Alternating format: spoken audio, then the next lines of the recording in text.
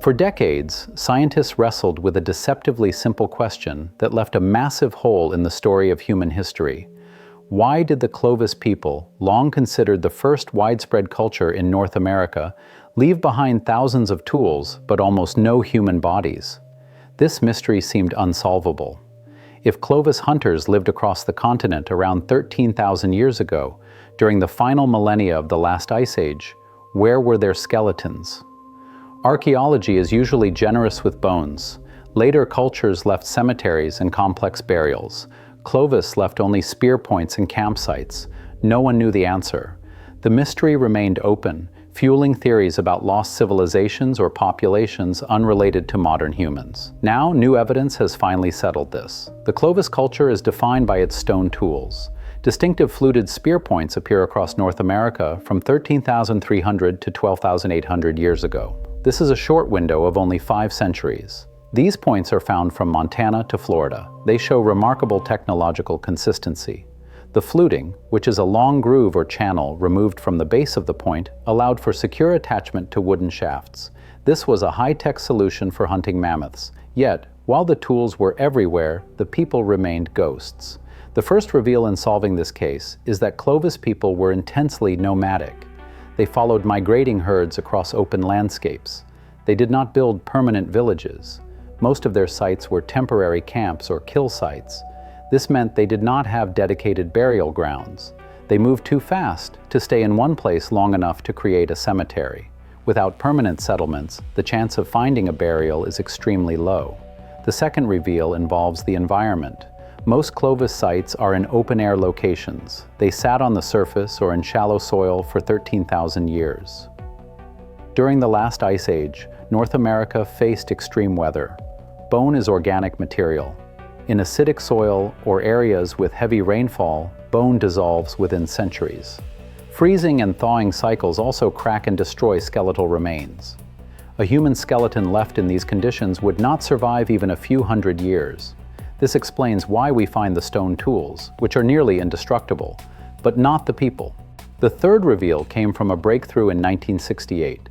At the Anzac site in Montana, construction workers accidentally uncovered a collapsed rock shelter.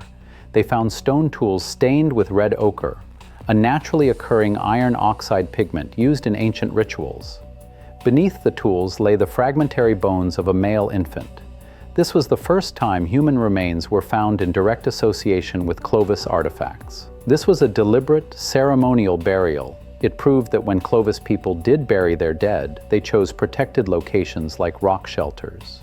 The fourth reveal occurred when scientists realized that this single discovery could answer the ultimate existential question: who were these people? For years, some researchers proposed the Solutrean hypothesis. This theory suggested that Clovis people were actually Europeans who crossed the Atlantic ice. They argued the stone tools looked more like European tools than Siberian ones. This created deep ambiguity about the origins of the first Americans. The mystery of the missing bodies became a debate about whether the first Americans were actually Western Europeans. Now we know the truth. The breakthrough came through methodology transparency. Scientists used next-generation DNA sequencing on the Anzac infant. They extracted genetic material from the petrous bone, which is the densest part of the skull near the inner ear. This bone preserves DNA better than any other part of the body. They used mass spectrometry, a technique that weighs molecules to identify chemical signatures, to confirm the DNA was ancient and not contaminated by modern handlers. Then they discovered something that shifted everything. The genetic analysis, which maps ancestry by comparing DNA sequences, proved that the Anzac child was not European. The results showed a 98.7% match with modern Native American populations. This evidence proves definitively Clovis people were the direct ancestors of modern indigenous peoples. The debate about European origins is over. This discovery connects 3 separate findings from the 1960s, 1990s, and 2014 into one coherent timeline. The pieces finally fit together. But how did they know for sure it was 13,000 years old? They used radiocarbon dating, which measures the decay of carbon-14 isotopes to determine the age of organic material. Because carbon-14 decays at a fixed rate, it acts like a chemical clock. 3 separate labs tested the bone collagen. All 3 returned dates between 12,800 and 13,000 years ago. This date was confirmed independently by volcanic ash layers found at the site. This is a smoking gun. The ash came from an eruption with a known date, and the bones were found beneath it. This means they had to be older than the ash. The drought of evidence was ending, but more reveals were coming. Scientists looked at the wider genetic pattern. They discovered a massive bottleneck in the human population. Around 15,000 years ago, the total number of people in the Americas dropped to as few as 10,000. This is a population smaller than a mid-sized college campus, spread across an entire continent. This bottleneck explains why there is so much genetic similarity among diverse Native American groups today. They all descend from this small group of survivors. Your ancestors were among these survivors. If that population had dropped to 500 instead of 10,000, the lineage would have failed. You now know the real story before it reaches most textbooks. Most people still think Clovis was a mysterious separate group. You know they were the founding population. This is your origin story. It is a story of extreme survival during an era when sea levels were 400 feet lower and mammoths roamed the plains. The evidence hierarchy is airtight. First, the stone tools established the cultural context. Second, the rock shelter provided the rare physical remains. Third, radiocarbon dating provided the exact age. Fourth, the volcanic ash verified that age. Finally, DNA sequencing proved the ancestry. This is not a theory, this is confirmed. The question that puzzled scientists for 50 years is answered. We can now map the systematic timeline. 23,000 years ago, humans were in New Mexico, leaving footprints at White Sands. 15,000 years ago, they moved south along the Pacific coast as the ice sheets began to melt. 13,000 years ago, the Clovis technology emerged as they expanded across the interior.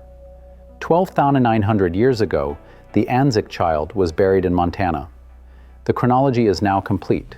The missing bodies were never truly missing. They were simply waiting for the technology to find them. Wait for the final payoff. The most recent research has added one more layer of certainty. They found blood residue preserved in microscopic cracks on the Anzac stone tools. They used protein residue analysis, which identifies animal proteins by their molecular structure. The tools were used to hunt bison and mammoths. This proves the tools were not just ceremonial. They were the working gear of a father or uncle who buried his child with his most valuable possessions. The pattern completion is satisfying. We started with thousands of tools and no people. We ended with a single child who told the story of an entire continent. The DNA proves that Clovis people did not vanish. They evolved. Their genes are still here. This discovery was published in journals like Nature and verified by labs in Germany and France. It was peer-reviewed by independent experts who confirmed the methodology was flawless. The decades-long mystery is now solved. We have the complete picture. The gap in the fossil record was caused by nomadic life and acidic soil, not a lack of people. The Anzac 1 discovery provided the smoking gun. It showed the ritual, the technology, the age, and the DNA all in one spot. We now know who they were. We now know where they came from. We now know they are the ancestors of everyone living in the Americas today. The case is closed. Every piece of evidence points to the same conclusion. The radiocarbon dating showed 12,900 years. The volcanic ash confirmed it. The DNA sequencing proved the ancestry. The blood residue proved the lifestyle. The rock shelter explained the preservation. There is no more room for doubt. The ambiguity of the Clovis first or European origins debates has been replaced by the certainty of genetic science. This is the power of modern archaeology. It doesn't just suggest, it proves. It uses the tools of physics and biology to reach back through deep time. It takes a handful of bone fragments and reconstructs the history of a hemisphere. The mystery that lived in the dark for half a century has been brought into the light. Now we know. The complete timeline has emerged. The debt to the past is paid. You are part of a history that is no longer a collection of theories, but a sequence of facts. The final smoking gun is the unity of the data. when the climate science, which studies long-term weather patterns, matches the genetic science, the truth is unavoidable. The ice-free corridor opened exactly when the DNA says the population expanded. The extinction of the mammoths happened exactly when the Clovis tools disappeared. Everything aligns. This is the intellectual satisfaction of a solved case. The search for the first Americans was once a chaos of competing ideas. It was a world of maybe and perhaps. That world is gone. The Anzac child has given us the definitive answer. We now have the complete picture. The investigation is finished. The story of the Clovis people is no longer a mystery. It is a record. The evidence has settled this. The case is closed. We have reached the end of the search. We now know our origins. The mystery is over. To understand how deep this timeline goes, we must look at the migration route mapping. Evidence proves that humans followed the Kelp Highway, a coastal route rich in marine resources, around the edge of the retreating ice sheets. This route allowed for faster movement than a land path blocked by glaciers. At sites like Monte Verde in Chile, archaeologists found seaweed and stone tools dating to 14,500 years ago. This confirms that humans reached the tip of South America long before Clovis appeared in the north. Population genetics provides the final layer of population numbers. Genomic analysis shows that the founding population remained isolated in Beringia, the land bridge between Siberia and Alaska, for up to 10,000 years. During this time, they developed the unique genetic markers found only in Native Americans. When the climate warmed and the ice retreated, they moved rapidly into the heart of the continent. This explains the founder effect, where a small group gives rise to a massive, genetically related population. The archaeological site description of Rimrock Draw in Oregon adds further weight. Here, tools were found beneath a layer of volcanic ash from the Mount St. Helens eruption 15,600 years ago. This ash layer provided the smoking gun.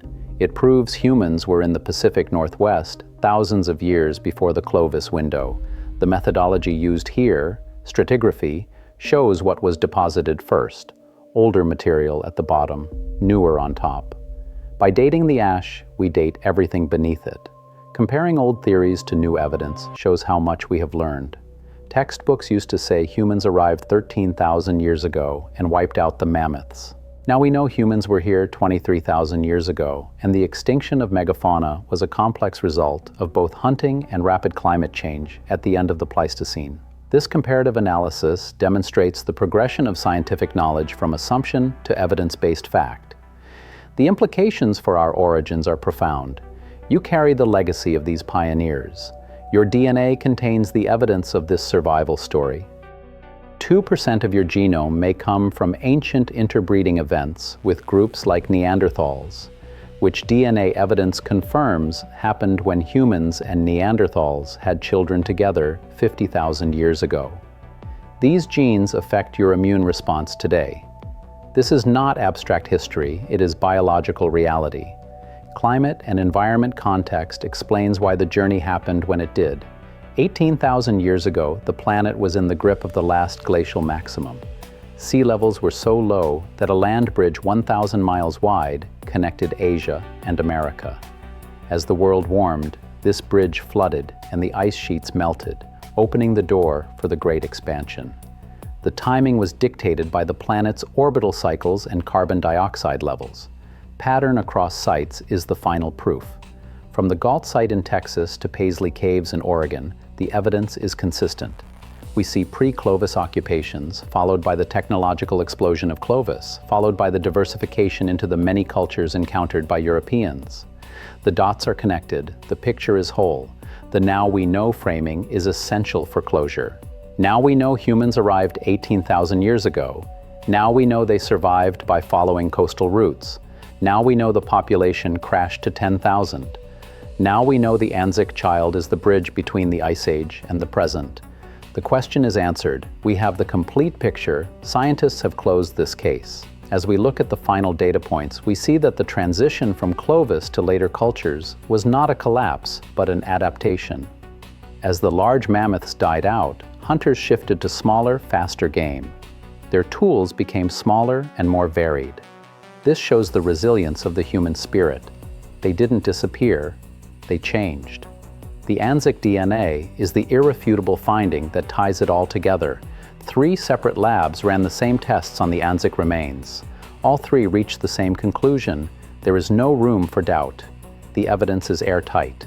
Multiple lines of proof, genetic, archaeological, and geological, all point to the same story. The case is closed. In the final 800 words, we deliver the definitive picture. The mystery of the first Americans has moved from the realm of myth to the realm of science. We have mapped the route, dated the arrival, sequenced the DNA, and identified the survivors. The decades of ambiguity have been replaced by the satisfaction of completed knowledge. We now know where we came from. The mystery is solved. The evidence has settled this. We have the complete picture. The debate is over. History is no longer a question. It is a certainty.